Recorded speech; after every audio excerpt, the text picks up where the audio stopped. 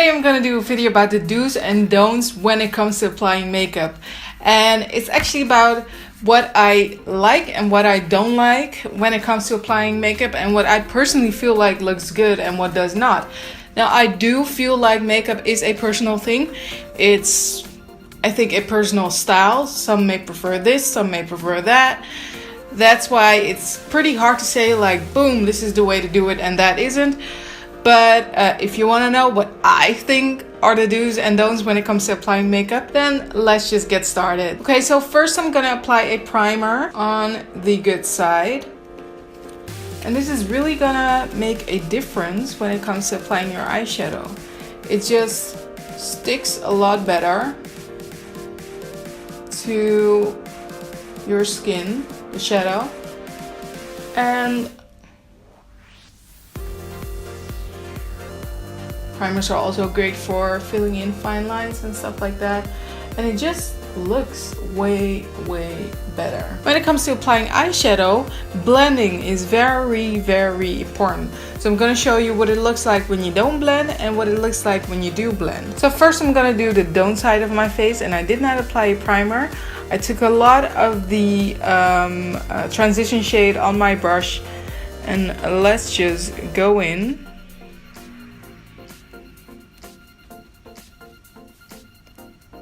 I feel like the shade isn't really showing up, which is really weird. So I have to use a lot more. I'm gonna go in with a bit of a darker shade.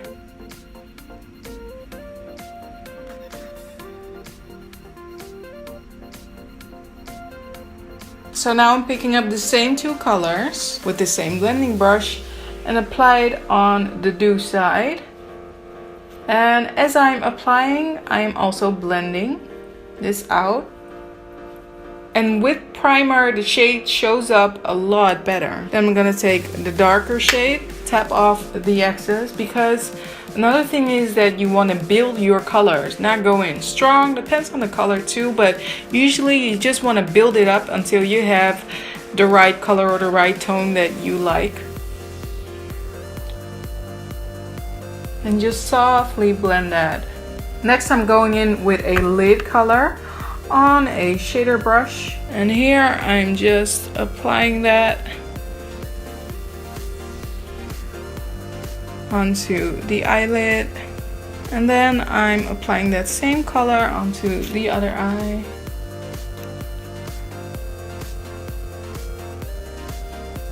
And again, because of the primer, the eyeshadow shows up a lot better than on the other side. I needed a lot more to get to this color on this side. Then I'm gonna blend that edge you see, because unlike this side, I don't want a harsh line. I want it to look blended. So I'm gonna blend the color out. I'm gonna take a little bit of that on my brush, tap off the excess, and blend it softly into the crease. That way you can create a nice transition. And you can see on this side it looks a lot softer than on that side. Just blend as much as you need, because usually I blend a lot. I usually cut it out of my tutorials because it's very boring to watch. But it's so important to keep blending that eyeshadow. Next I'm gonna go in with a dark shade to darken up the outer corner. Because I used to do my makeup with applicators like way back in the day. Just the little applicators that came with the palette. Usually drugstore palettes. I didn't really blend, I just applied it and that was it, you know, tapped it on and that was it. So I'm gonna do the same thing on the other side, just be very careful with black, because you don't want too much in one go, and blend it out. And this way it darkens the outer corner, but a lot more subtle than on the don't side. So next is the brow bone highlight, and I'm just gonna go in with the same shade as I normally would, just really heavy. And as you can see, that is a lot. And as you can see, it needs blending. So I'm gonna do the same thing on the other side. Just again, build up that color and be careful with that color. Then I'm just taking highlighting shades, these two. And I'm gonna highlight underneath the brow bone with that. Not tapping off my brush, just going in. Because I want some highlight. I don't know if it's gonna show up on the matte, very matte eyeshadow. I want the same thing on the other side. Just a lot more subtle. So I'm using the same eyeliner pen for both sides. And on this side, I'm gonna do it quite dramatic. So what I did was this is back in the day, I just followed the line of my eye and then just made a V. There, like that. Now this is way too thick. And you can thin it out, but ooh. And another thing is dragging it out way too far. Now, as you can see, this line is very, very thick. And if you're really going for that really dramatic, heavy look, well, this is the thing to go. But usually it's not really the direction you want to go. What I usually like to do is start off with the lash line. You start out thin on the inner corner, which I also did. Oh.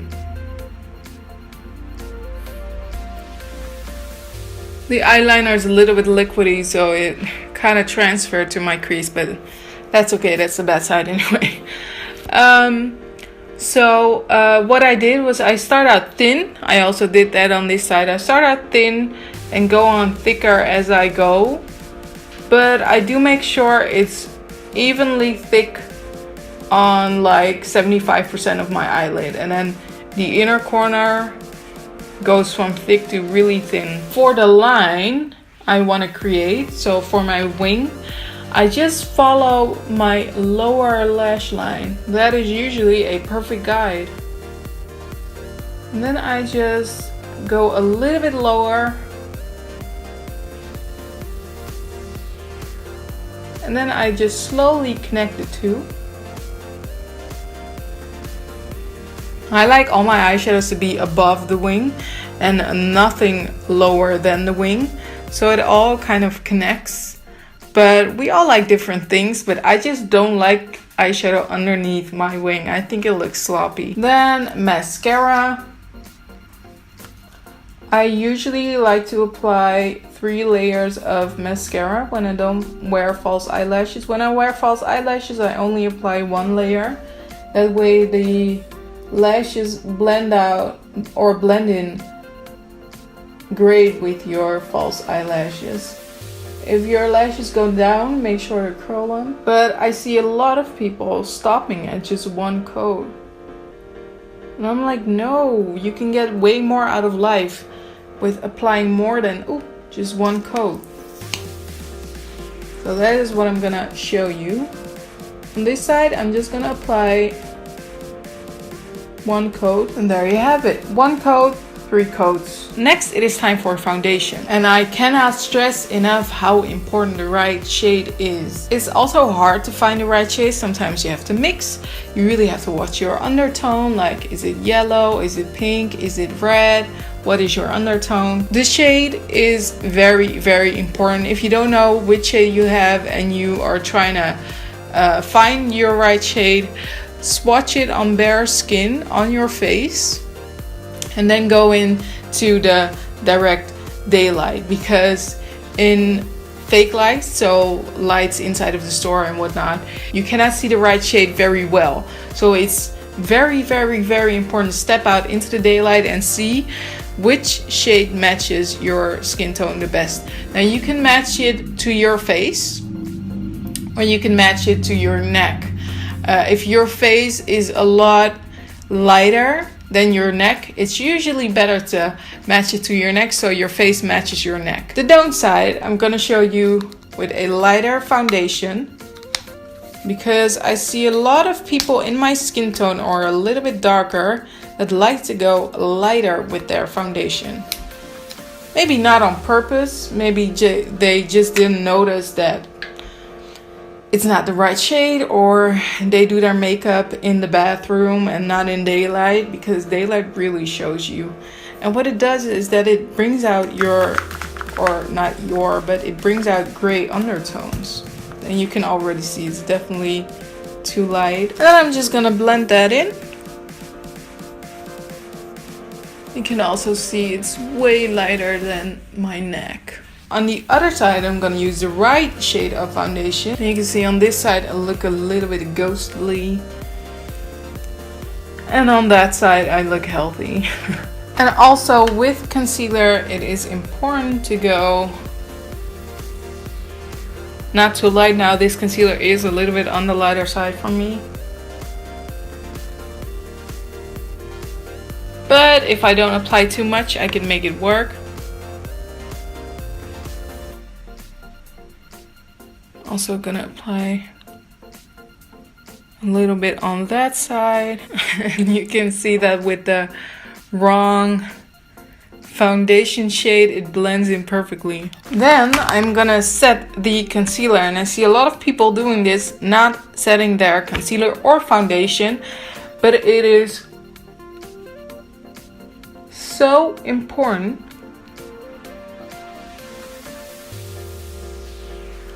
It makes your concealer or foundation not crease, not get into the fine lines, and it lasts for so much longer on your face. Moving on to the lower lash line with eyeshadow, taking a little bit of that lid color and really softly blend that onto the lower lash line. Personally, I don't like it too thick on the lower lash line because I don't think it looks good on me, but I feel like it does look good on some other people. So it's really a personal preference. But the thing is, do make sure it looks blended. And then with the same shade, I'm gonna go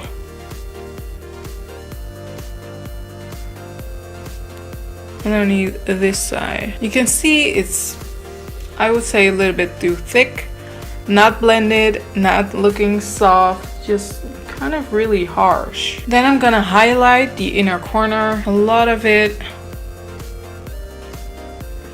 on here, and again, not blended. And then I'm being subtle and making sure it blends in on this side. Then the contour, another very important part, and another thing that is very important to blend. And I'm gonna bring it in a little bit too far. I've been guilty of that. Going a little bit too much in where it just looks like shit. And also on the here. And a little bit over there. Now it's important that your color of your contour mimics the shade of the shadows on your face. And the shadows are really a little bit on the cooler side than on the warmer side. So make sure that your contour powder is a little bit more on the cooler side than on the warmer side. I'm gonna take a little bit on this side, and I'm trying to keep it mostly on the inner portion of my cheekbones.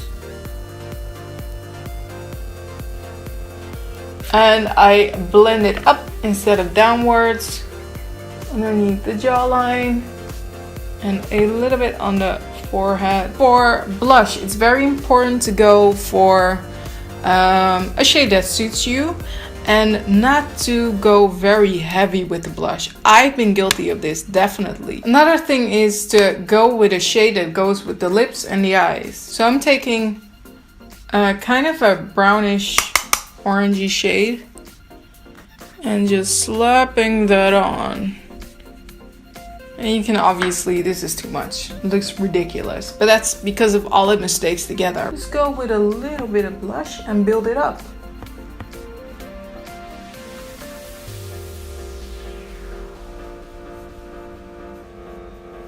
Now, personally, I think this is already enough. On a day-to-day basis, I don't do a lot with my eyebrows, but sometimes I do like to fill them in. And I just take a dark powder with that. Now, what I see a lot of people do is make it really, really, really dark.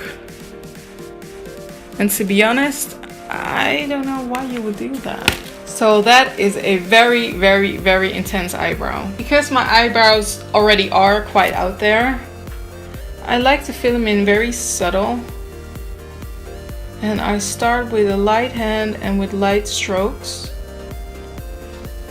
And just follow the shape of my eyebrow. And don't use eye pencils for your eyebrows because they are way too pigmented and they will give up way too much color in one go. Eyebrow pencils are always a little bit less pigmented. That way you can build it up and mimic hair strokes. The last thing is the lip color, lining the lips. It's, I think, very important. And I'm definitely not against a little bit of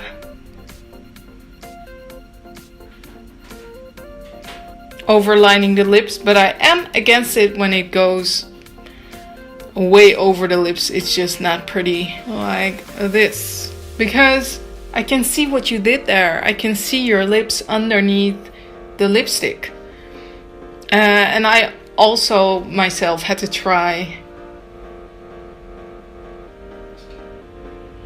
and see what looked good and what didn't. So I overlined a little bit, but not too much. And mainly to correct the shape of my lips. There you have the lips slightly overlined, and on this side it's heavily overlined, and you see it's a huge difference. And then this is the side I would consider the Duke side, and then this is the side I would consider the Don't side. Now, makeup is a personal thing. As I said earlier, it's very much linked to your personal style and how you like your face and how you like certain things. It's just worth to reconsider your style of application from time to time and see if something else suits your face better than how you did it before. So yeah, that's all I want to illustrate with this video, and I hope you liked it. And then he just went over his skin. Oh. This is kind of too much. Oh.